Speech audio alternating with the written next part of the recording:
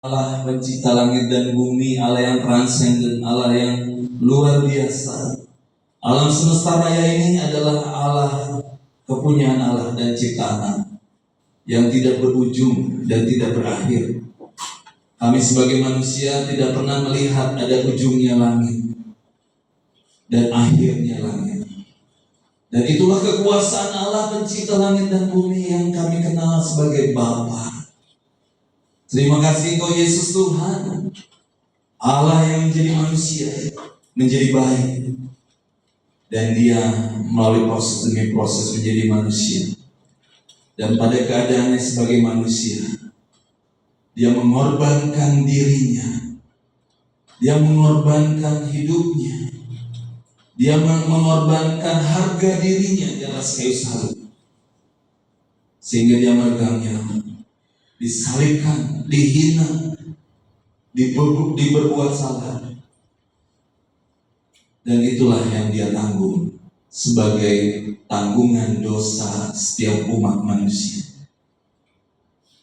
Yesus Tuhan, Engkau mati, tetapi Engkau bangkit pada hari yang ketiga. Kami bersyukur kepada Engkau. Oleh karena itu Tuhan, oleh karena itu kami boleh bersekutu dengan Allah pencipta langit dan bumi yang luar biasa itu, yang kami kenal sebagai Bapa. Kami diperdamaikan, kami dikuduskan, kami berbuat benar, dibenarkan oleh karena pengorbanan-Mu Yesus Tuhan. Dan kami punya pengharapan akan kehidupan kembali untuk orang-orang yang mati, dibangkitkan kembali dengan tubuh yang baru. Kami bersyukur karena Engkau pergi ke rumah Bapa untuk menyediakan tempat bagi kami. Terima kasih Engkau Roh Kudus karena Engkau turun bagi kami, memberikan kekuatan, memberikan bimbingan bagi kami. Dan kami bersyukur kami tidak pernah ditinggalkan sendiri, kami tidak pernah dibiarkan sendiri. Kami dibimbing, dipelihara, dipimpin, diberikan hikmat oleh Roh Kudus, dituntun kami di jalan yang benar, mengisapkan kami akan dosa-dosa dan kesalahan kami, sehingga kami dimampukan untuk bertobat, dimampukan untuk mengampuni, diberikan kekuatan dan kuasa untuk kami memberitakan Injil-Mu Tuhan. Terima kasih ya Roh Kudus. Pada pagi hari ini kami mau mendengar sebagian dari firman-Mu. Biarlah kami boleh membuka hati, boleh kami dengar, kami boleh renungkan, dan kami boleh lakukan di dalam kehidupan sehari-hari. Biarlah hamba-Mu semakin rendah dan biarlah Engkau yang ditinggikan, sehingga banyak orang melihat salib-Mu, melihat kekuatan-Mu, melihat kasih-Mu, dan memuliakan Engkau dan meninggikan Engkau. Biar hamba yang menyampaikan diberikan kemampuan untuk menyampaikan kebenaran isi hati Tuhan. Terima kasih Bapak. Firman Tuhan yang ditaburkan seperti benih yang ditaburkan di tanah yang subur, bukan saja bertumbuh tetapi berbuah lebat bagi hormat dan kemuliaan bagi nama Tuhan. Terima kasih Bapak. Terima kasih Tuhan Yesus. Terima kasih ya Roh Kudus. Kami mau melihat, kami mau mendengar, kami boleh menyaksikan, dan kami boleh mengalami janji-janji Tuhan yang luar biasa. Terpujilah nama-Mu Bapa, terpujilah nama-Mu Tuhan, terpujilah nama-Mu Roh Kudus. Haleluya. Yang percaya kita katakan amin. Beri kemuliaan bagi nama Tuhan kita. Ya Bapak, kita punya judul hari ini, Tuhan yang berjanji, Tuhan yang menepati. Ya, mari kita bangkit berdiri, kita akan membaca firman Tuhan. Tapi sebelumnya, saya akan kasih satu gerakannya supaya Bapak Ibu ingat ya. Kalau ada kata Tuhan berarti gini ya. Kalau ada kata janji berarti gini. Kalau ada kata menepati berarti gini. Ya. Jadi ada Tuhan, ada berjanji, ada menepati ya. Jadi Bapak Ibu sepanjang minggu ini ingat kalau ada kesusahan, ada apa-apa, Tuhan yang berjanji, Tuhan yang menepati. Sudah bisa? Tuhan yang berjanji, Tuhan yang menepati.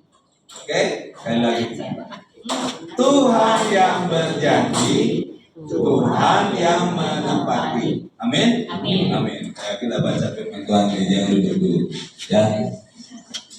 Oke, kita hanya satu ayat saja dari Yosua 21 ayat 45. 1, 2, 3. Dari segala yang baik yang dijanjikan Tuhan kepada kaum Israel, tidak ada yang tidak dipenuhi. Semuanya terpenuhi. Amin. Silakan duduk kembali.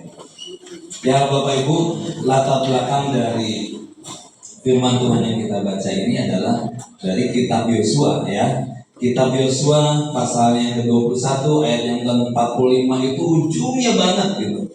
Ya, ujungnya banget, dan itu merupakan kesimpulan seluruh kitab yang ditulis oleh Yosua, ya. Jadi kitab Yosua ini mencatatkan penaklukan dan pembagian tanah Kanaan. Hanya Yosua dan Kaleb dari generasi awal dari keluarnya dari tanah Mesir yang dijajah, bangsa Israel dijajah oleh Mesir, ya, ditekan, ditindas selama 430 tahun, dan mereka keluar dibebaskan oleh pertolongan Tuhan lewat Musa dan Harun, ya. Nah, setelah mereka keluar dari tanah Mesir, berapa lama mereka harus ngumpet-ngumpet di tanah gurun?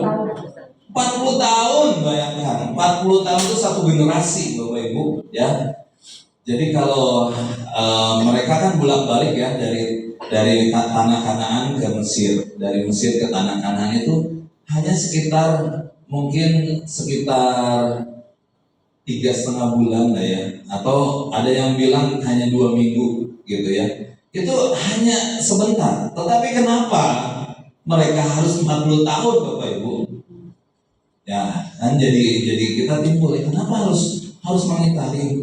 Mereka berkeliling-keliling, tapi bersyukur Tuhan peliharakan dengan tiang awan, tiang api. Walaupun mereka melihat mujizat, ya, laut dibelah gitu, itu hanya zaman Yosua sungai Yordan bisa terbelah, tapi sungai dan laut kan beda juga ya. Di zaman Musa laut yang dibelah, itu luar biasa. Tetapi ketika mereka melihat mujizat, mereka tetap ngomel-ngomel, tetap ngeluh, tetap menggerutu, tetap menyalahkan pemimpinnya. Kenapa Musa, engkau bawa kami untuk mati di sini? Lebih baik kami di Mesir. Ada daging, ada makanan yang baik, ada kehidupan yang mungkin walaupun ditindas ada yang lebih baik daripada di gurun pasir. Nah, itulah latar belakangnya. Mereka harus berputar-putar selama 40 tahun. Hanya Yosua dan Kaleb. Kenapa? Karena kedua orang inilah yang percaya kepada janji Tuhan bahwa mereka akan masuk tanah Kanaan, tanah perjanjian yang Tuhan janjikan, susu madu yang melimpah di dalamnya. Hanya Yosua dan Kaleb. Nah, kitab Yosua ditulis karena tongkat estafet dari Musa saja tidak masuk karena dia gagal untuk mengikuti perintah Tuhan, ya. Seharusnya hanya berkata kepada batu itu untuk mengalirkan, tapi dia pukul itu 2 kali, ya. Dan itu kata Tuhan, itu engkau sudah mempermalukan namaku di hadapan bangsa Israel, sehingga tidak pernah, ya, Musa masuk, tapi hanya dia melihat dari ujung sampai ke ujungnya tanah Kanaan. Yosua latar belakangnya di Kejadian 12 ayat 7 dikatakan itu ada pembagian tanah Kanaan, dan itulah dari klimaks, dari puncak, ya, janji Tuhan kepada Abraham. Janji Tuhan kepada Abraham apa? Bahwa keturunanmu akan seperti pasir di laut, seperti bintang di langit. Ya, yang nggak pernah bisa dihitung. Bapak Ibu bisa ngitung bintang di langit? Bisa ngitung pasir di laut? Nggak bisa, Bapak Ibu. Kita mungkin hitung itu udah lupa lagi yang berapa yang mana yang lagi ya bintangnya yang dihitung, ya Bapak Ibu. Dalam Yosua pasal 21 inilah bagian dari narasi pembagian tanah itu, ya. Dan setelah itu suku-suku menerima bagian dari 12 suku itu, dan ditutup dengan kata sesuatu yang dijanjikan Tuhan telah tergenapi. Ya, dan inilah proses daripada iman, daripada janji Tuhan. Yosua 21 ayat 45, dari segala janji dikatakan secara harafiah semua perkataan yang baik. Ya, janji itu adalah semua perkataan yang baik, merujuk pada janji-janji Allah yang bersifat baik, penuh kasih, memberi harapan, bukan hanya satu, tetapi semua janji yang telah diberikan. Makanya nggak salah ya kalau Tuhan itu punya gelar, punya nama. Namanya adalah Elohim. El itu Allah, ya. Lohim itu adalah Allah yang berjanji. Ya, jadi Allah yang suka berjanji itu Elohim. Lalu kalimat selanjutnya nih yang dikatakan yang dijanjikan Tuhan kepada kaum Israel, menekankan bahwa janji itu bersumber dari Tuhan sendiri, ya, yang ditulis YHWH. Kenapa harus ditulis YHWH? Karena itulah bahasa Yahweh disebutnya, ya. I am that I am, aku adalah aku. Kata Musa kepada Tuhan yang membuat semak belukar itu menyala, siapakah engkau? Dan Tuhan berkata, aku adalah aku. I am that I am. Ya. Jadi nama Tuhan itu siapa? Ya, nama Tuhan itu adalah Yahweh itu, ya. Aku adalah aku. Tapi bangsa Israel nggak pernah mau nggak berani untuk menyebutkan itu Yahweh, karena terlalu agung, terlalu hebat, terlalu luar biasa. Jadi mereka katakan Adonai, ya. Adonai itu Tuhan. Nah, inilah janji yang dibuat yang bersumber daripada Allah Yahweh itu, bukan manusia atau pemimpin seperti Musa atau Yosua. Allah adalah subjek aktif dalam pemberian janji dan penggenapannya. Lalu dikatakan tidak ada yang tidak dipenuhi. Nah, inilah dalam bahasa aslinya Ibrani mengandung arti tidak gugur satupun perkataan, menggambarkan keakuratan dan kesempurnaan penggenapan janji Allah. Yang luar biasa adalah tidak ada yang meleset. Tidak ada yang meleset. Ya, itu kata-kata yang luar biasa. Lalu semuanya terpenuhi, segala sesuatu telah datang atau semua sudah terjadi. Ini menunjukkan tuntasnya proses penggenapan. Allah telah menyelesaikan apa yang Dia janjikan sejak zaman Abraham. Ya, tentunya kita adalah cucu-cucunya, bukan cucunya, ya. Lebih dari cicitnya juga, lebih dari apanya lah pokoknya. Ya, kita keturunan Abraham. Yang dijanjikan itu. Percaya Bapak Ibu? Ya, kita harus percaya karena itu sejarah yang menyatakan bahwa keturunanmu akan seperti bintang di langit, akan seperti pasir di laut, termasuk kita semua hari ini. Ya, jadi Bapak Ibu, hal itu bisa terjadi. Dan bagaimana menyikapi janji Tuhan? Ada hari ini yang ragu terhadap janji Tuhan? Ada yang ragu? Ginian hirup teh kieu-kieu kene. Ya, nggak jadi karesten kieu-kieu kene. Ya, hidup jadi Kristen hanya segini-gini aja, begini-begini aja. Ada yang kecewa terhadap Tuhan, bahwa Tuhan tidak pernah memimpin. Ya, hari ini kita belajar, ya, bagaimana kita bisa menyikapi janji-janji Tuhan seperti yang dilakukan oleh tokoh-tokoh Alkitab pada waktu itu. Ya, salah satunya Abraham. Kita akan belajar bersama-sama. Ada 5 hal Tuhan yang berjanji, Tuhan yang menepati. Tadi gimana? Tuhan yang berjanji, Tuhan yang menepati. Ya, jadi kita akan belajar bersama-sama menyikapi bagaimana kita menyikapi Tuhan yang berjanji dan Tuhan yang menepati. Ada berapa hal?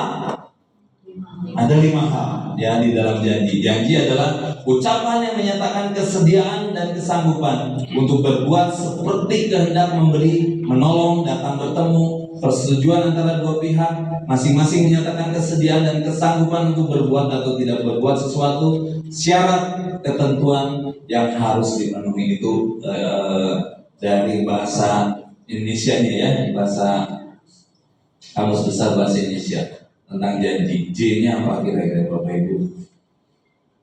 J-nya adalah janjinya tidak pernah gagal. Percaya Bapak Ibu, janjinya tidak pernah gagal? Ya, ya kalau yang belum percaya kita tunggu ya. Kita tunggu apa yang harus kita mengerti di dalam janjinya yang tidak pernah gagal.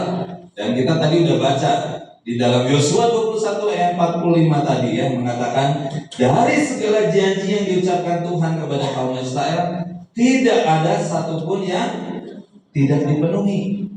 Semuanya terpenuhi. Ini adalah pernyataan Yosua.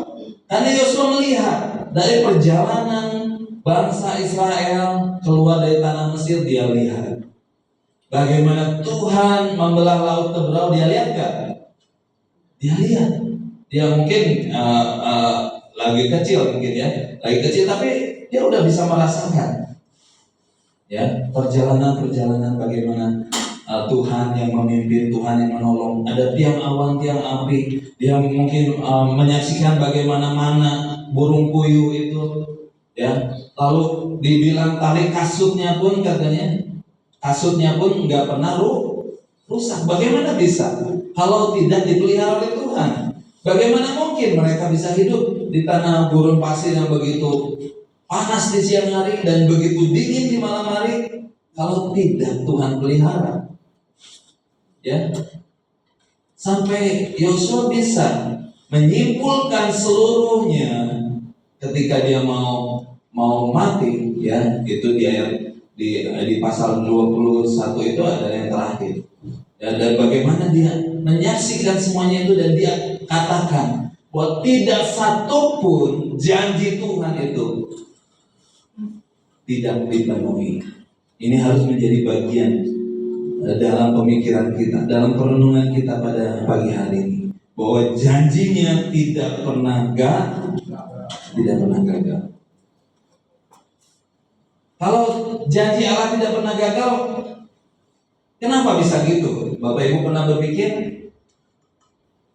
Ada 3 alasan mengapa janji Tuhan tidak pernah gagal yang harus kita perhatikan, kita renungkan, dan kita jalankan dengan iman kita. Yaitu yang pertama, janji Tuhan tidak pernah gagal karena Tuhan tidak bisa berdusta.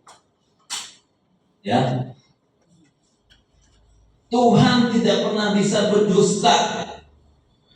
Malah dikatakan di dalam firman Tuhan, Allah itu penuh kasih, Allah itu kasih. Dikatakan di dalam Bilangan 23 ayat 19 katakan, Allah bukanlah manusia sehingga ia berdusta. Ya, mengapa kita harus percaya, yakin bahwa janji Allah tidak pernah gagal?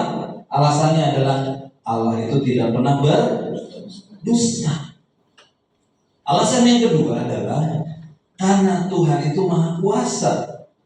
Ya, kalau dia berjanji pasti dia bisa melakukan sesuatu yang mustahil sekalipun. Bapak Ibu pernah nonton Mission Impossible? Bagi manusia biasa yang kita lihat kemarin ada di GTV itu ada film kembali diulang ya. Bagaimana satu misi dia bisa menggantikan itu kartunya ya, kartu aksesnya. Kalau kartu akses itu nggak bisa ditukar, maka temannya itu mati, udah pasti mati. Ya, dia harus lewat tekanan air yang berputar-putar. Ya, wah itu tegang banget, itu tegangnya di situ gitu ya. Itu mission impossible bagi setiap orang. Dia harus nafas selama 3 menit. Dia harus tidak bernafas selama 3 menit. Ada yang mampu 3 menit di sini? Nggak tahan ya. Kalau begini sih masih bisa nyuri-nyuri gitu ya. Kalau di air mah enggak. Kalau di air udah gelembung-gelembung udah itu pasti nafas dikit-dikit ya. 3 menit mission impossible. Tapi bagi Allah segala sesuatu itu tidak ada yang mustahil ya. Oleh karena itu kita harus percaya bahwa janjinya tidak pernah gagal. Alasan yang ketiga adalah karena karakternya itu setia dan tidak pernah berubah. Ya, Tuhan tidak pernah berubah seperti pikiran manusia. Maka dikatakan dalam 2 Timotius 2 ayat 13 katakan, jika kita tidak setia, dia tetap setia karena ia tidak dapat menyangkal dirinya. Ya, karena kesetiaan Allah itulah, karena janji Allah itulah kita boleh hadir di tempat ini, bukan? Untuk kita bisa menikmati perjamuan kudus, merenungkan bagaimana Allah yang penuh kasih bagi kita. Kalau tidak, kita akan neraka semuanya. Kemarin saya ngobrol dengan Ibu Helena, bagaimana mungkin orang di luar sana bisa mengampuni sesamanya? Ya, hal yang mustahil. Bahkan mungkin dikatakan, sorry ya, kalau aku minta maaf, brandingku hilang. Pernah dengar ini? Ya, kemarin saya lihat itu ada anak muda yang sangat kaya ya hari ini ya. Namanya Timotius apa ya, saya lupa belakang. Itu sangat kaya. Ya, dari dia bisa menjalankan kripto dan lain sebagainya. Sangat kaya. Itu diduga orang yang bilang begitu ya. Katanya dengan kata maaf aja nggak mau ya. Ya, sorry ya, saya kalau bilang maaf itu branding tahu gak? Ya kalau bahasa kita mah harga dirinya lah gitu ya. Harga dirinya itu hilang gitu ya. Begitu Bapak Ibu. Apalagi mengampuni ya. Dia hanya mengucapkan orang vegetarian itu bodoh gitu ya. Orang yang pergi ke gym itu bodoh. Ya banyak orang yang datang ke gym dan ngerasa ya saya itu orang bodoh ya kayaknya dibilang sama si orang kaya itu gitu ya. Apa saya vegetarian itu bodoh gitu? Ada banyak orang yang tersinggung dan dia harus minta maaf katanya untuk kata-kata itu. Nah, Bapak Ibu lihat ya, Tuhan tidak berubah pikiran seperti manusia. Jika dia tidak setia, jika kita tidak setia, dia tetap setia. Luar biasa ya. Bapak Ibu masih meragukan janji Tuhan?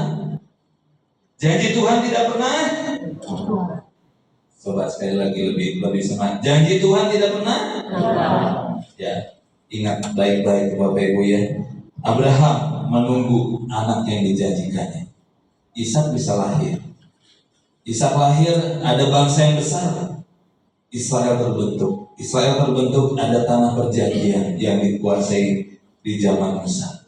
Kita bisa melihat Tuhan Yesus sebagai Mesias dari zaman nabi-nabi hingga kelahirannya. Dari Yesaya yang begitu lengkap ya, menubuatkan Yesus Tuhan. Siapakah Yesaya? Hidup di zaman apa Yesaya? Sampai kepada zaman di mana Yesus lahir, mungkin itu sekitar 700 tahun Bapak Ibu. Tapi Allah menggenapi secara sempurna di dalam Kristus. Kita bersyukur kita. Ya, janji Allah tidak pernah gagal. Ya, kalau ada satu lagu dari Oma Irama, kau yang mulai, kau yang mengakhiri. Ya betul ya? Kau yang berjanji, kau yang mengingkari. Pernah dengar anak muda kayaknya enggak? Ya karena ya itulah manusia. Sering seperti tadi ya, ayahnya berjanji untuk menemani anaknya untuk main sepak bola. Di detik-detik akhir harus maaf ya nak. Seringkali manusia berbuat seperti itu, tapi Allah tidak pernah. Kita bersyukur kepada Tuhan. Ya, jadi mari tanamkan dalam pikiran kita. Janji Allah tidak pernah gagal. Yang kedua, dari A, apa kira-kira? Ya, supaya menyikapi janji-janji Tuhan adalah Allah itu setia dari dulu, sekarang, bahkan yang akan datang. Ya, percaya Bapak Ibu? Ya, kalau kita kita lihat ya, kita lihat sekarang. Kalau bukan janji Tuhan yang dulu, kita mungkin gak ada hari ini. Sebagai orang-orang yang percaya kepada Tuhan, yang punya pengharapan, punya kekuatan yang lebih melebihi kekuatan daripada yang lain, yang bisa mengampuni orang lain. Ya, karena melihat kasih Tuhan bukan menyetujui perbuatannya mungkin mereka kepada kita semuanya, tapi karena kita melihat kasih Allah yang begitu luar biasa, sehingga kita mampu untuk mengasihi, untuk mengampuni. Ya, itu tidak akan terjadi. Seberapa banyak di sini yang khawatir tentang masa depan? Masa depan saya itu kan seperti apa ya? Kita akan melihat janji Tuhan itu menyikapinya dengan bahwa kita percaya bahwa Allah itu setia dari dulu, sekarang, yang akan datang. Allah setia dari dulu, masa lalu. Sejak zaman para leluhur iman seperti Abraham, seperti Musa, seperti Daud. Ya, di dalam Ulangan 7 ayat 9 katakan, sebab Tuhan Allahmu, dialah Allah, Allah yang setia, yang memegang perjanjian dan kasih setianya. Itulah Allah Elohim kita. Ya, sebab Tuhan Allahmu, dialah Allah, Allah yang setia, yang memegang perjanjian dari kasih setianya, yang memegang perjanjian dari kasih setianya. Artinya kita bisa melihat bukti kesetiaan Allah dalam sejarah umat Tuhan. Allah yang setia kini, masa sekarang. Kesetiaan Allah tidak hanya untuk zaman Alkitab, Bapak Ibu, tetapi Dia terus memelihara, menopang, dan menyertai kita hari ini. Amin. Ada yang sini hari ini makannya hanya satu kali? Ada karena diet, Bapak Ibu ya. Bukan karena nggak punya. Beda ya. Kalau hanya satu kali hari ini karena diet, itu beda dengan nggak punya apa-apa. Bapak Ibu merasa mengalami pemeliharaan tangan Tuhan hari ini? Ya, kalau hari ini kita masih bisa bernafas saja, tidak bayar nafasnya, itu kita bersyukur sama Tuhan. Karena dijual satu kaleng itu $7 untuk udara segar. Bapak Ibu mau beli? 7 kali 16.000 kira-kira 64, 7, 11, 112. Dulu saya ngomong ini kursinya masih 13.000 Bapak Ibu. Hanya sekitar 85.000. Sekarang jadi naik ya, karena dolarnya naik. 112.000 untuk menghirup. Segar gitu ya. Bapak Ibu masih bersyukur dalam pemeliharaan Tuhan. Sampai hari ini. Ya, Ratapan 3 ayat 22 sampai 23 berkata, tak berkesudahan kasih setia Tuhan, tak habis-habisnya rahmat-Nya yang selalu baru setiap hari. Aduh, saya tadi hampir menangis ya. Kalau tadi lagu ya, bahwa hanya Tuhan yang merupakan satu-satunya yang kita andalkan. Betul. Karena apa? Dia sumber kehidupan. Dia sumber dari kekuatan kita. Kalau di luar Tuhan aku nggak bisa apa-apa. Ya mungkin aku udah nggak ada di mana, nggak tahu ada di mana ya tanpa Tuhan. Bapak Ibu, artinya kita bisa mengandalkan Tuhan hari ini di dalam segala musim kehidupan. Ya, mari kita katakan Allah setia dari dulu, sekarang, dan bahkan yang akan datang. Siapa yang khawatir tentang masa depan kita? Ada banyak yang khawatir. Di tahun katanya 2030,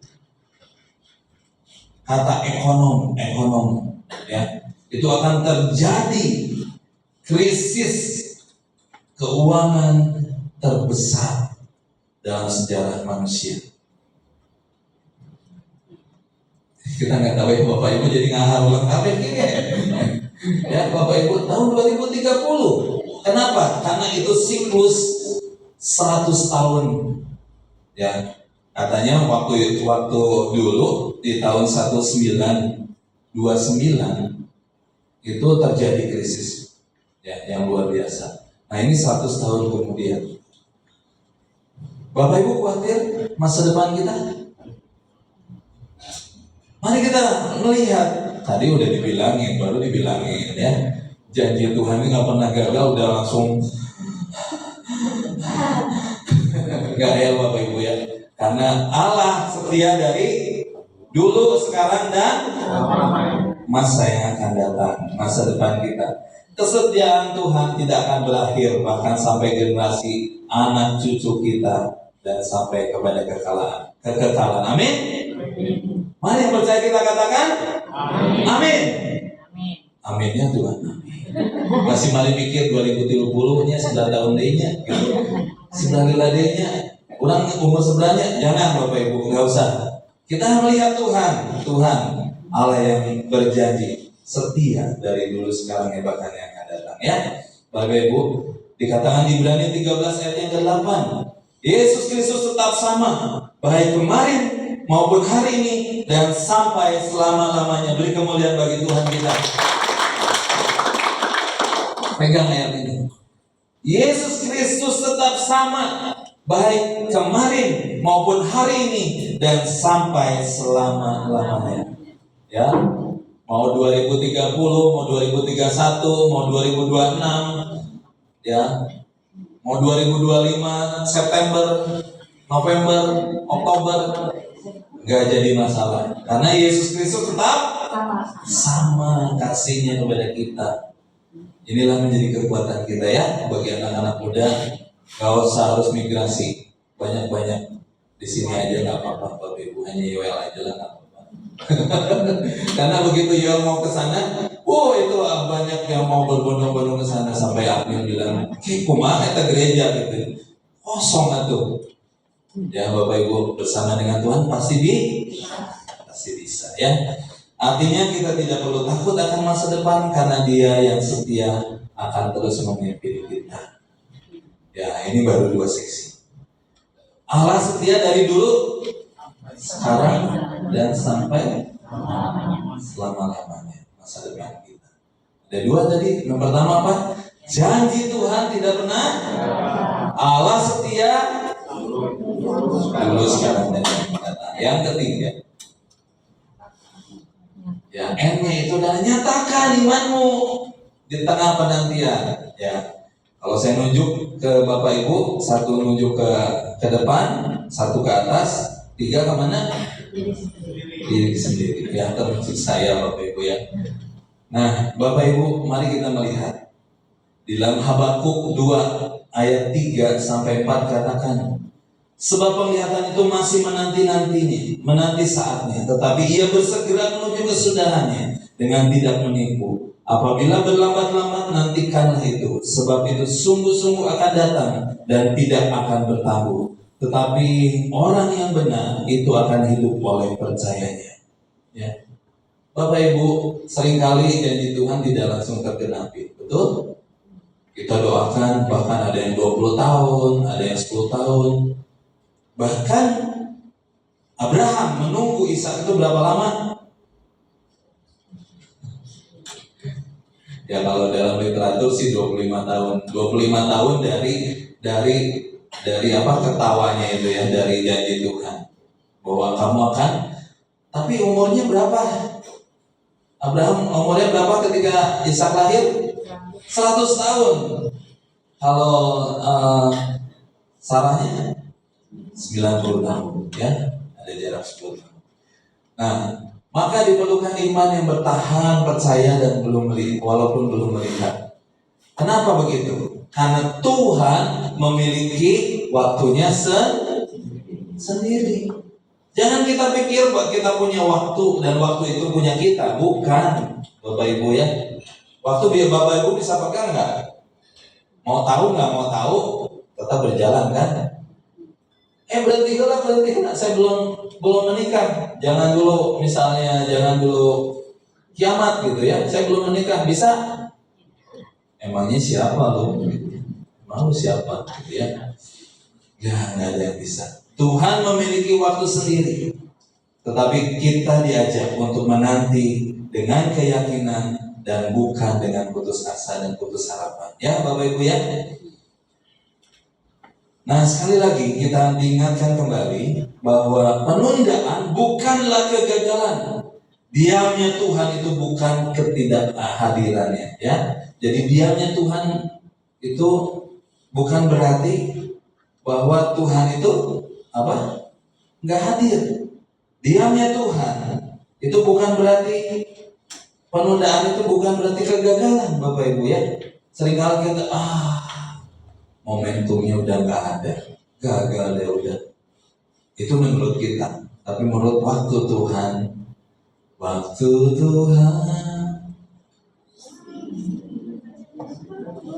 ya itu waktu Tuhan pasti sesuatu yang terindah, yang terbaik ya, Bapak Ibu ya. Kenapa harus beriman? Kita diuji dalam penantian. Dikatakan dalam orang benar akan hidup oleh percayanya.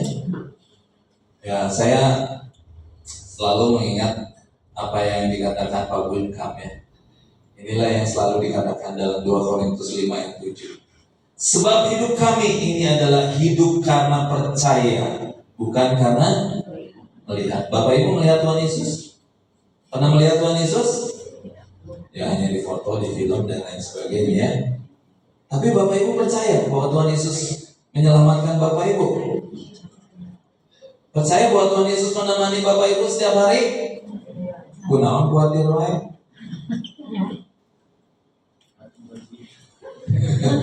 Percaya Roh Kudus menemani dan hadir di dalam hidup Bapak Ibu? Gunawan sok ngaragukan janji Tuhan. Nah, aneh kan ya? Nah, ini jangan jadi orang aneh ya Bapak Ibu ya. Mau jadi orang aneh? Mau jadi orang aneh? Jangan. Ya, stranger man jangan, stranger girl jangan. Ya, kita mau jadi orang yang beriman. Mau? Mari katakan, jangan jadi orang aneh. Jangan jadi orang aneh. Jangan nunjuk yang lain. Jangan. Ya, saya nggak suruh menunjuk ke teman Bapak Ibu, nggak, ke diri sendiri ya. Jangan jadi orang aneh. Bilang, jangan jadi orang aneh. Tuhan Yesus hadir, Roh Kudus hadir. Ya, kita akan mengenal janji Tuhan, janji Tuhan yang berjanji, Tuhan yang menepati. Ya, oke Bapak Ibu ya. Contohnya Abraham, Hana, Simeon. Hana menanti sangat lama untuk kehadiran Samuel, betul? Simeon katanya menanti seumur hidupnya untuk melihat Mesias. Nah, yang keempat, J lagi. Tadi yang pertama apa? Janji Allah tidak pernah gagal. Allah setia. Dulu, sekarang, dan yang akan datang. Yang ketiga, nyatakan imanmu dalam penantian. Yang keempat, C-nya apa?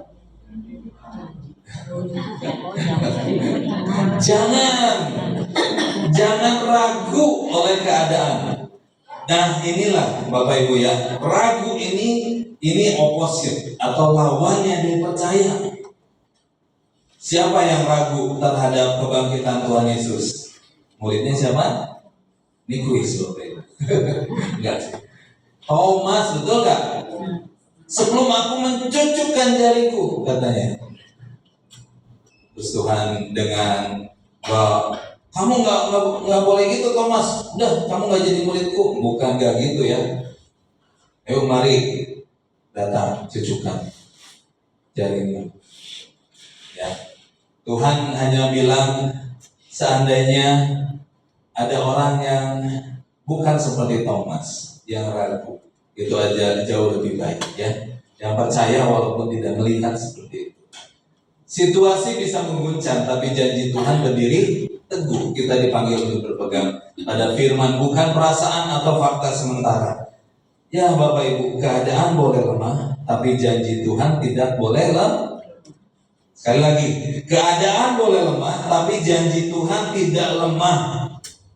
Ya Bapak Ibu ya, keadaan boleh lemah, tapi janji Tuhan tidak lemah. Abraham saat itu berusia 100 tahun, Sarah berusia 90 tahun. Ya, tapi dia mendapatkan Ishak. Secara logika, secara medis, bisa orang umur kira-kira sekitar ya 90 tahun gitu? bisa melahirkan ya mungkin 89 ya, kurang setahun 89. Terus Abrahamnya usia 99 tahun. Bagi Tuhan tidak ada yang mustahil. Bagi logika dan medis itu udah menopause, udah jauh ya menopause-nya. Menopause itu adalah berhenti haid. Kalau berhenti haid, berhenti juga untuk pembuahan ya di rahim. Nah seperti itu. Ya, jadi Bapak Ibu, secara logika dan medis tidak ada harapan untuk punya anak. Tetapi Abraham, Sarah tidak membiarkan realita itu yang sulit itu menggoyahkan imannya. Ya. Nah banyak hal. Roma 4 ayat 19 menyebutkan ya bahwa ia tidak menjadi lemah imannya meski melihat tubuhnya sudah sangat lemah. Ya, jadi bisa membedakan ya. Kondisi boleh lemah, tapi janji Tuhan tidak lemah. Ya, jangan ukur janji Tuhan dengan ukuran perasaan kita atau keadaan kita. Nah, Bapak Ibu, tadi saya katakan keraguan itu adalah musuh daripada janji Tuhan. Ya, Bapak Ibu, hari ini jangan pernah ragu. Ragu itu sama dengan membuka pintu bagi ketidakpercayaan dan keluhan. Ya, iman sejati tetap memuji Tuhan di tengah ketidakpastian. Hal yang lain, keadaan tidak menentukan hasil. Tuhanlah yang menentukan. Bapak Ibu bisa mengendalikan keadaan dan menentukan hasilnya, pasti hasilnya gini, pasti hasilnya gitu. Orang sepintar apapun nggak pernah bisa memprediksi satu keadaan, Bapak Ibu ya. Sepintar apapun, ya paling dia memperingati ya tsunami, dia ada bahaya, ada detektor, ada sensor dan lain sebagainya. Tapi pernah bisa nanti jam segini, jam segitu, ini ada tsunami sebesar ini gunung mau meletus. Paling dia melihat kondisi-kondisi tertentu gitu. Tetapi Tuhan yang sanggup menentukan segala sesuatunya, termasuk umur kita ya, Bapak Ibu ya. Hari ini Bapak Ibu mau ke salon kecantikan, mau 10 kali sehari juga Bapak Ibu. Pada akhirnya kan mati juga, kan tua dan mati ya Bapak Ibu ya. Nah umur mau bisa dibodoh ya, tapi semangat itu nggak pernah bisa pudar kalau memang kita bersemangat ya. Terkadang keadaan kita membuat ingin menyerah. Apa saja doa yang tak kunjung dijawab, betul ya. Lalu keuangan yang tidak pernah berubah, dulu ya gini, sekarang juga dompetnya tipis ya. Dulu tipis, sekarang tipis. Apa nanti akan tipis lagi? Ya kita nggak tahu. Tapi hubungan kita kadang-kadang tetap rusak dan sebagainya. Namun janji Tuhan lebih kuat daripada situasi-situasi tersebut. Amin. Ya kita nggak pernah kantong tipis lagi, itu janji Tuhan. Kalau Bapak Ibu mengimani janji-janji tadi, aku dilimpahi. Ya bukan karena kita maksudnya kerja keras betul ya, tapi Tuhan yang memberikan anugerahnya di dalam kasihnya ya. Ada orang yang ibaratnya kepalanya di bawah, kakinya di atas katanya ya. Itu udah benar-benar kebalik gitu ya. Mau cari seperti apapun, kalau Tuhan ya belum memberikan izin kepadamu, nggak akan pernah ada. Oleh karena itu carilah sumbernya. Lihatlah dengan mata iman, bukan dengan mata perasaan. Bapak Ibu bisa? Jangan ragu, karena ragu itu musuh daripada percaya kepada janji Tuhan. Ingat ya, hati-hati ya. Jangan jadi orang aneh. Jangan jadi orang aneh. Tahu jangan orang aneh? Engkau percaya sama Tuhan Yesus tapi tetap khawatir, itu aneh gitu Bapak Ibu. Ada Roh Kudus, punya Roh Kudus tapi tetap mencap-mencap, ngomong kotor, pikirannya jelek-jelek aja. Jangan jadi orang aneh. Ya, mari kita menjadi pengikut Kristus yang setia kepada janjinya. Yang terakhir,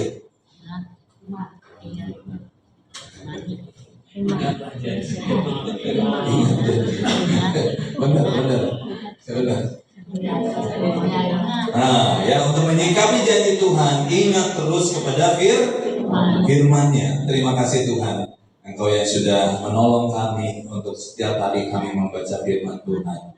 Bukan hanya membaca untuk dapat nanti listen ya gitu ya. Jangan membaca itu nanti bisa ke kontinental gitu ya.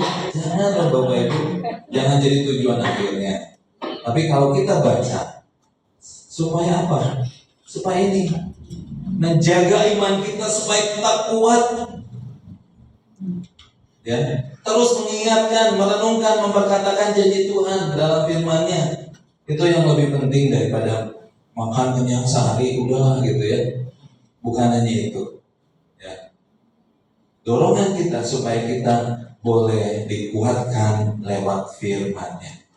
Ya, kalau Roh Kudus mau kerja terus klik, Roh Kudus klik gitu mau ngerjainnya gimana? Mengingatkan Bapak Ibu gimana caranya? Ya, ketika Bapak Ibu baca firman Tuhan, merenungkan, nanti Roh Kudus akan mengingatkan itu. Lihat Ibrani 13 ayat 5b.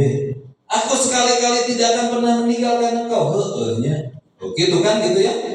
Kalau nggak pernah ingat, nggak pernah baca, Roh Kudusnya ngingatkan, putar terus baru selesai.